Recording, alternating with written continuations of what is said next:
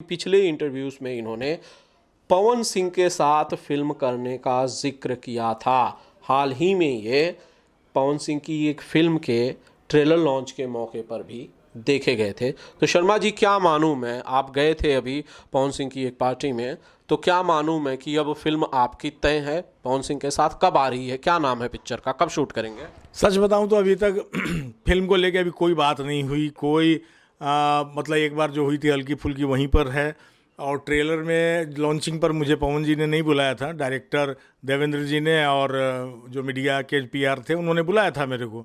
और मैं थोड़ा लेट हो गया, पवन जी वहाँ से निकल रहे थे। खैर मैं उनसे गले मिला, वो मेरे से मिले, लिफ्ट में हम लोग आए, नीचे तक आए और उन्होंने कहा कि भैया कल मिलते हैं। हाँ, टाइम एक दिया, उन्होंने ठीक है भैया। तो उनके पीए भी थे और एक पत्रकार भी थे उनके साथ। तो उन दोनों ने कहा कि भैया कल टाइम हम आप इनसे ले लेते हैं, तो फिर कल मीटिंग किया जाए। हमने ठीक है, वो भी बोले ठीक है। उसके बाद वो कल होके फिर मैंने उन्हीं लोगों का फ़ोन आया, 2-2:30 बजे मिलेंगे ये करके। फिर पता नहीं अचानक कौन सा काम हो गया क्या हो गया कि वो मेरे से मिले, आज भी नहीं, आज तक नहीं मिल पाए। किसी चीज़ में बिजी हो गए या बाहर चले गए। तो यहाँ पर बात अटकी हुई है। मेरी फिल्म के संबंधित अभी उनसे कोई बात नहीं हुई।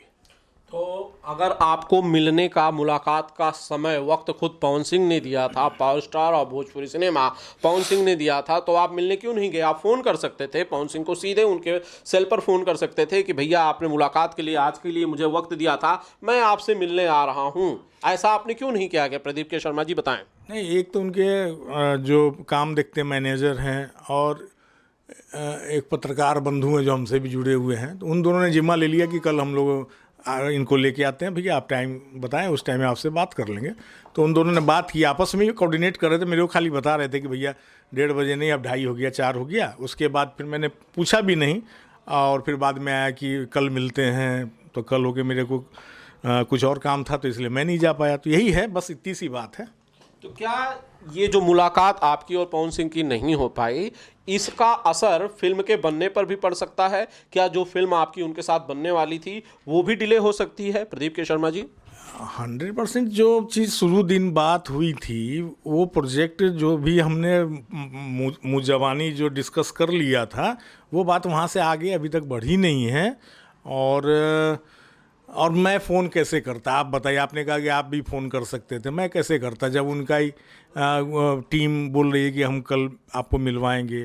एक पत्रकार बंधु जो उनके साथ हैं थे, उन्होंने जिम्मा लिया।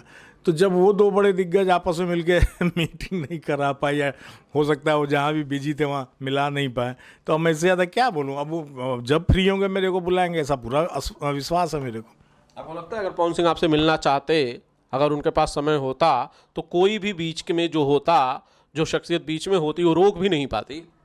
हाँ, ये बात आपका, ये मैं मानता हूँ, क्योंकि मेरी कोई नज़दीकियाँ वैसी अभी तक पवन जी के साथ है नहीं। बस वो मेरा अब शकल पहचानने लगे हैं, तो कहीं मिलते हैं तो हाय हेलो 2-3 बार ऐसा हुआ है। तो प्रोफेशनली अभी तक हम जुड़े भी नहीं हैं। तो मैं नहीं जानता कि मेरे बारे में उनको क्या बताया गया है या क्या फीड किया गया है।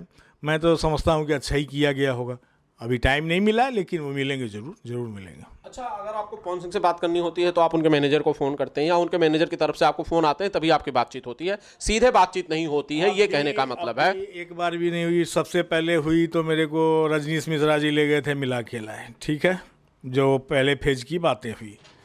दूसरी बार ऐसा हुआ कि अभी की जो आप ट्रेलर की बात कर रहे हैं, तो उसमें पवन जी ने मेरे को नहीं बुलाया था, डायरेक्टर देवेंद्र तिवारी जी हैं शायद, उन्होंने बुलाया और एक पत्रकार बंधु ने बुलाया। तो मैं चला गया उनके बोलने पर।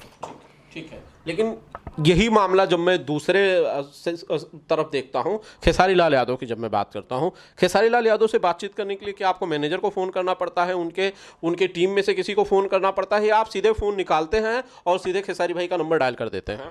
100% वही करता हूँ जो आप बोल रहे हैं। सीधा निकाला, डायल किया, नहीं उठा तो मालूम है कि वापस उनका कॉल आएगा, और आता है। और अगर मैसेज दे दिया, तो अगर मैसेज में ही जवाब देने लायक बात है तो उन्होंने भी मेरे को मैसेज दे दिया। ये बराबर चलता रहता है।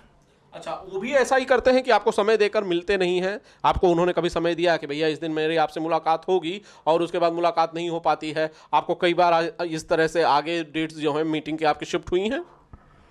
नहीं, अगर अगर एक आध बार कभी हुई भी है तो उसका प्रॉपर रीज़न होता है। जैसे अचानक से उनको जाना पड़ गया किसी काम से, या कहीं फैमिली में कुछ बात ऐसी हो गई कि वहाँ जाना है, तो उसको तो हम लोग अवॉइड करेंगे ना। उसको हम कैसे बोलना कि ये टाइम दिया था लेकिन अभी चले गए, भाभी का तबीयत खराब है हॉस्पिटल चल गए दिखाने, या बच्चे कुछ है स्कूल चले गए ज़रूरी है, तो फिर उसको तो हम लोग अवॉइड करेंगे ना। इसके अलावा कुछ नहीं होता। बोल दिया और हम तो खुद ही घर ठसक जाते हैं। हमको हमको उनसे पूछना का जरूरत है क्या? पहुंच जाते हैं सीधे जहाँ खेसारी लाल के घर पहुंचते हैं। घर में सीधा, और बेटे को खिलाया, बेटी का हाल चाल पूछा, भाभी को नमस्ते किया, चाय पिया, नाश्ता पानी चल रहा है। आप खेसारी जी कहीं भी हो आएंगे, सोए हुए तो जगेंगे, शर्मा जी तो घुस गए, तो बस ये ऐसा